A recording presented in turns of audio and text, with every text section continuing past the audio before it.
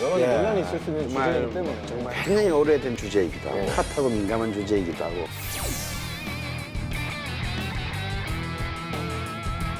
통일이나 뭐 북한 문학에 관심이 없었다가 이번 기회에 한번 공부를 해보자.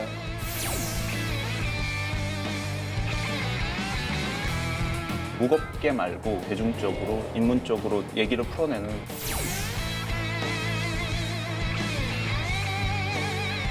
제가 몸담고 있는 역사 쪽 굉장히 큰 변화가 일어날 거라고 생각합니다.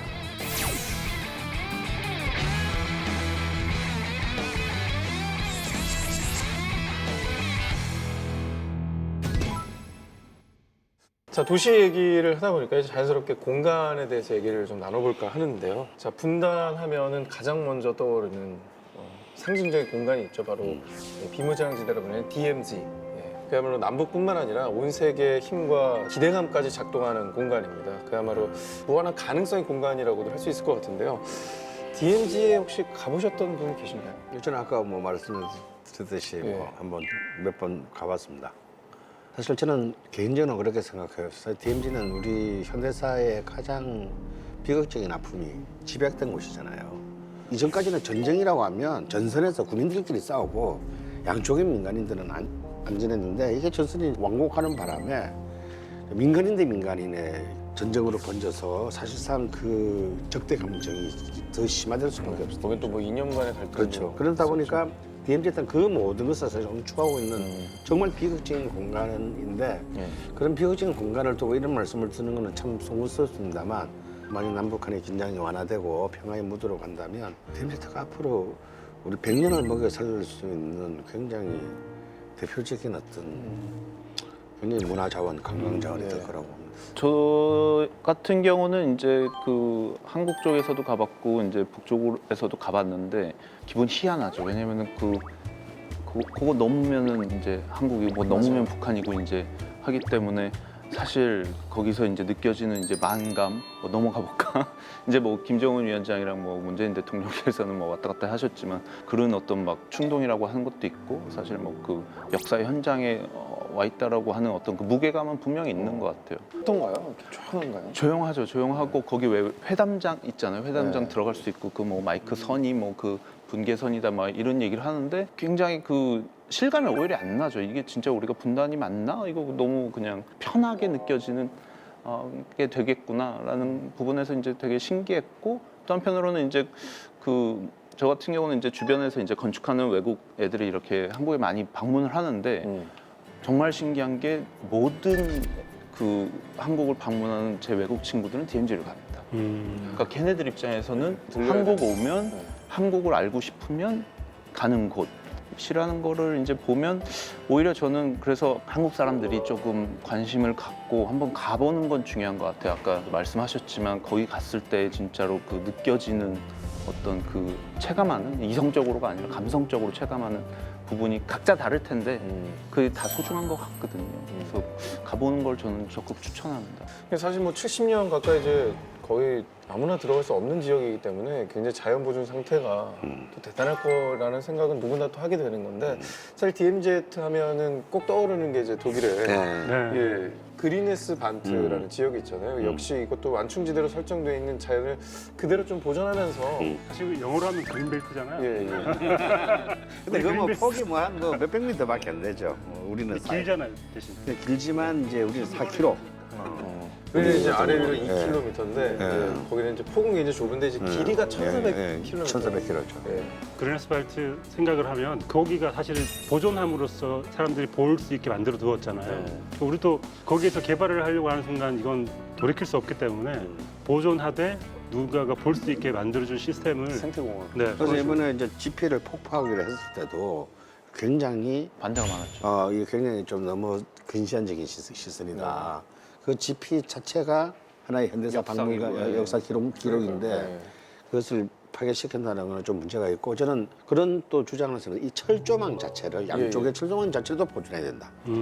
그리고 그 철조망을 어떤 하나의 거대한 평화의 오브제로 바꿔야 되는 것이 그걸 허물면 안 된다. 이제 뭐 이런 그 주장. 아니 베를린 장벽도 보면 그 일부를- 파편을 박물관에 보존하기도 하고 막 팔리기도 하잖아요. 우리나라에도 와 있잖아요. 네, 예. 한국에 가 있고 그런 식으로 철조망을 조금씩 잘라가지고 그 잘라가는 사람들 때문에 한나라에 우리 철종 보수가 굉장히 많이 일어났다. 성일되면 지금도 많이 잘라가고 있습니다. 그러면 DMZ를 생태공원하자. 그럼 아예 그냥 아무것도 건들지 말고 최소화하자. 네. 저는 그 자체가 자연사 박물관이자 미술관이라는 거. 그거부터 남북이 조금 합의를 하면 제일 좋겠네요. 교수님 혹시 개방된다면 네. 뭐 궁예도성 발굴? 사람이 시야가 좁은가 봐요, 저는. 아니 그래서 네. 항상 역사 관련된 것만 가고 싶어 하고. 아니죠. 본인이 제일 네. 좋아하시니까 그걸 또 하시는 거예요. 그렇죠. 저도 궁예 도성도 예. 구글어스로 봤거든요. 구글어스로 보고 선 그어보고 뭐 이런 행위들 했는데 너무 사실 가보고 싶어서. 궁예라는 사람이 왜 철원에다가 도읍을 정했나라는 게 되게 사람들이 궁금해하는 점이잖아요. 근데 생각보다 이 철원이라는 곳이 우리가 가지고 있는 이미지는 춥고 추운데 군인들이 가서 떠는데 고추냉이 많이. 네, 그런 데 느낌인데 일단 평야가 진짜 펼쳐져 있고 그리고 대각선으로 동북쪽하고 서남쪽 방향으로 쭉 큰 계곡이 나 있고 그걸 관통하는 형태로 철원이 있거든요. 그 어떻게 보면 여기가 동북쪽하고 서울 방향으로 통하는 굉장히 중요한 교통로이기 때문에 궁예가 철원으로 그냥 노망이 나서 거기 간 게 아니라 되게 중요한 요충지, 땅이기 때문에 요충지. 갔다라는 걸 느낄 수 근데 있을 것 너무 같아요. 추워요. 제가 군 생활을 철원에서 했거든요. 제 아들이 했습니다. 안 돌아보잖아요. 그쪽을 안 봅니다. 철원 너무 춥습니다. 많이 고생하셨나 봐요. 많이 고생했습니다. 네. 개방되면 안 가실 건가요? 안 갈 거예요. 철원은 안 딴 가신다. 쪽으로 갈 겁니다. 네, 알겠습니다. 자, 뭐 DMZ 얘기를 하다 보니까 뭐 하고 싶은 것들 얘기를 좀 해봤는데 남북의 길이 열리면 가보고 싶은 곳이 굉장히 많으실 것 같아요.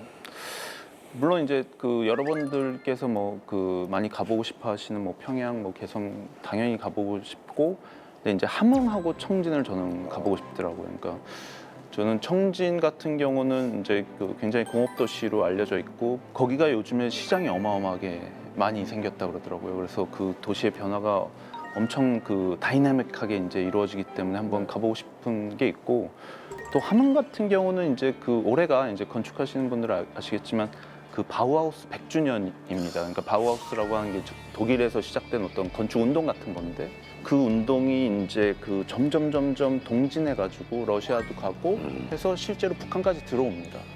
그래서 그 50년대 이제 전쟁 후에 그 도시를 재건하는 과정에서 바우하우스 사람들이 와서 그 재건 기획에 참여를 하는데, 건축하는 사람들 입장에서 보면 굉장한 거죠. 왜냐면은 우리 한반도의 그 건축이 이 세계 건축과 어떻게 연결될 수 있는 부분인가, 어떤 키포인트를 제공하는 부분이기 때문에 사실 그런 부분에서 저는 함흥을 되게 좋게 보고 있습니다. 저도 그런 데 관심이 많아서 네네. 굳이 대서울을 가서 네네. 거기 가서 관람도 하고 그랬거든요. 아, 예.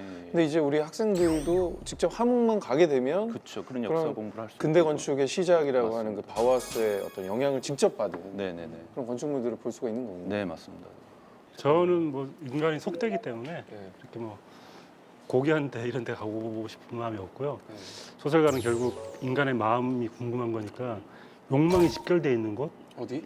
예를 들면 남한에서는 백화점 같은 데겠죠. 네.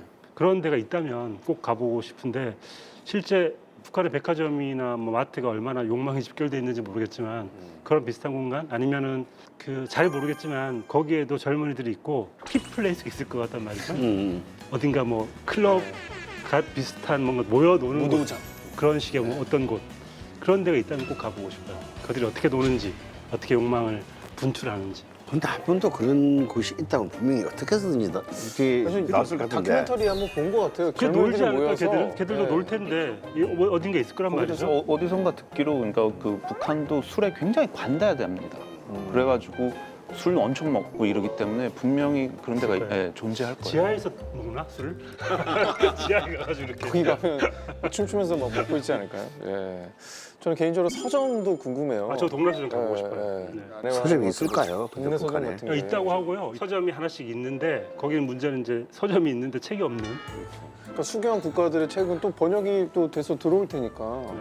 그리고 뭐 저도 서점 생각하면 어떤 책들이 번역돼 있는지, 그리고 어떤 책들이 베스트셀러인지 궁금합니다. 저. 저는 반대로 북한의 인민들이 자유롭게 우리 쪽으로 이제 넘어온다고 했을 때 어디를 가면 좀 재밌어 할까요? 그 소개하고 싶은 공간 같은 게.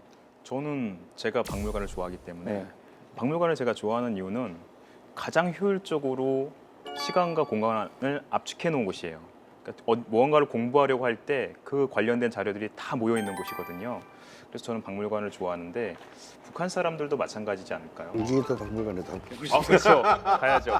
예. 거기 뭐가 있습니까? 잘 몰라요. 어떠신가요, 임 교수님은?